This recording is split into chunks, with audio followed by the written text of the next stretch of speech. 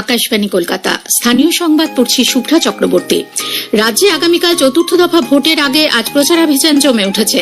শীর্ষ বিজেপি নেতা প্রধানমন্ত্রী নরেন্দ্র মোদী ব্যারাকপুর কেন্দ্রের ভাটপাড়া বিধানসভা জগদ্দলের টিটাগড় পেপার মিল গ্রাউন্ডে আজকে প্রথম জনসভায় ভাষণ দেন। চলতি লোকসভা নির্বাচনে এ রাজ্যে বিজেপি 2019-এর থেকেও ভালো ফল করবে বলে দৃঢ় প্রত্যয় ব্যক্ত করেন তিনি। তৃণমূল কংগ্রেস সরকারের দুর্নীতি নিয়ে তীব্র আক্রমণ করে প্রধানমন্ত্রী বলেন, সরকারি নিয়োগের নামে এই দল দুর্নীতির পাহাড় তৈরি করেছে। সন্দেশখালী প্রসঙ্গে তিনি বলেন, टीएमसी के गुंडे संदेशखाली बहनों को डरा रहे हैं, धमका रहे हैं, सिर्फ इसलिए कि अत्याचारी का नाम शाहजहां शेख है। उसके घर से बम बंदूक निकल रहे हैं, लेकिन वोट बैंक को खुश करने के लिए टीएमसी उसको क्लीन चिट दिलवाने में जुटी है। साथियों, विकसित भारत के लिए विकसित बंगाल जरूरी है। ইন্ডি জোটের দলগুলির সমালোচনা করে তিনি বলেন, তুষ্টিকরণের রাজনীতি করছে এই দলগুলি। এরপর প্রধানমন্ত্রী চুঁচুড়া জনসভায় যোগ দেন। সেখানে তিনি বলেন, বাংলার যুব সম্প্রদায়ের স্বপ্ন শেষ করে দিয়েছে তৃণমূল কংগ্রেস সরকার।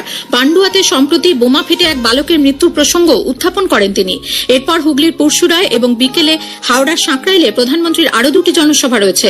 সন্ধ্যায় তিনি পাটনায় একটি জনসভায় যোগ দেবেন।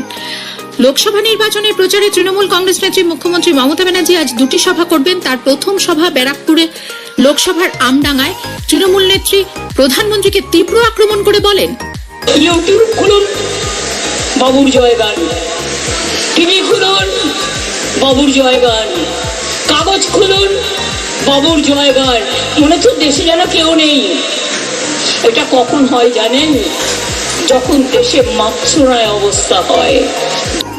আজকে মোদি গ্যাস বিক্রি করে দিয়েছে, জাতি বিক্রি করে দিয়েছে, ধর্ম বিক্রি করে দিয়েছে, মায়ের সম্মান বিক্রি করে দিয়েছে, 100 দিনের টাকা লুট করেছে, বাংলার বাড়ি করা বন্ধ করে দিয়েছে, রাস্তা করা বন্ধ করে দিয়েছে, নোটবন্দি করে টাকা লুট করেছে।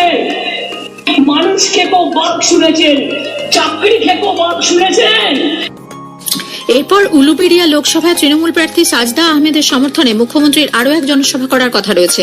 তৃণমূল কংগ্রেসের সর্বভারতীয় সাধারণ সম্পাদক অভিষেক বন্দ্যোপাধ্যায় আজ বনগাঁ লোকসভা এলাকায় এবং হাওড়া লোকসভার বালি বিধানসভা এলাকায় দুটি সভা করবেন। মুর্শিদাবাদের বহরমপুরের বকুলতলা এলাকায় গতরাতে ভোটারদের প্রভাবিত করার অভিযোগ উঠেছে শাসক দলের বিরুদ্ধে। এই নিয়ে এলাকায় বিক্ষোভ দেখান মহিলারা।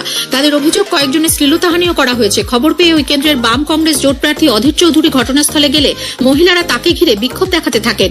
পরে পুলিশ গিয়ে পরিস্থিতি নিয়ন্ত্রণে আনে। পুলিশ জানিয়েছে, সিসিটিভি ফুটেজ দেখে অভিযুক্তদের চিহ্নিত করা হচ্ছে।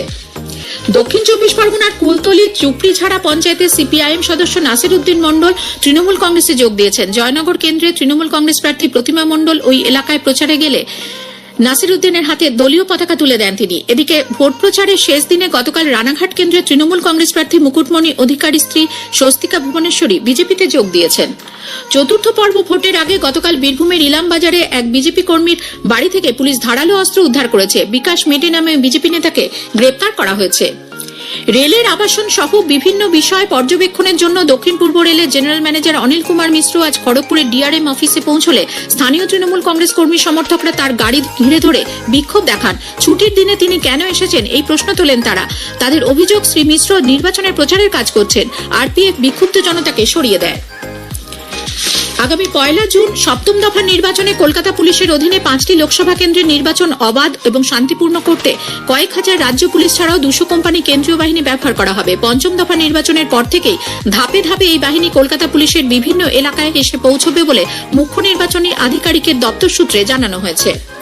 আগামীকাল রাজ্যের 8টি আসনের ভোট পর্ব নিয়ে শুনবেন সংবাদ বিভাগের বিশেষ আলোচনা জনমত 2024 চতুর্থ দফার ভোট। আলোচনায় অংশ নেবেন রাজনৈতিক বিশ্লেষক বিশ্বনাথ চক্রবর্তী এবং সাংবাদিক সুমন ভট্টাচার্য।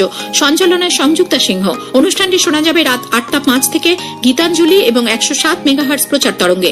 সোশ্যাল মিডিয়াতেও সরাসরি শোনা যাবে এই অনুষ্ঠান।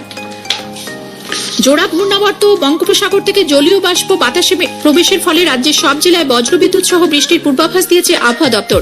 আগামীকাল পর্যন্ত দক্ষিণবঙ্গে বজ্রবিদ্যুৎ সহ বৃষ্টি এবং ঘন্টায় 30 থেকে 40 কিলোমিটার বেগে ঝোড়ো হাওয়া বয়ে যাওয়ার সম্ভাবনা। উত্তরবঙ্গের কালিম্পং, দার্জিলিং, কোচবিহার, আলিপুরদুয়ার, দক্ষিণ দিনাজপুরে এই সময় বজ্রবিদ্যুৎ সহ বৃষ্টি এবং ঘন্টায় 40 থেকে 50 কিলোমিটার বেগে ঝোড়ো হাওয়া বইতে পারে বলে আবহাওয়া দপ্তর জানিয়েছে। উত্তর 24 পরগনার বারাসাতে দত্তপুকুরে গতরাতে 1 নম্বর রেলগেটের কাছে একটি বালি বোঝাই লরি নিয়ন্ত্রণ হারিয়ে উল্টে গেলে 2 পথচারীর মর্মান্তিক মৃত্যু হয়। বছর 50-এর রজত হালদার এবং 55 বছরের বুবাই রায়চৌধুরী স্থানীয় বাসিন্দা বলে পুলিশ জানিয়েছে। এই ঘটনায় আহত হয়েছেন একজন। স্থানীয় সংবাদ শেষ হলো।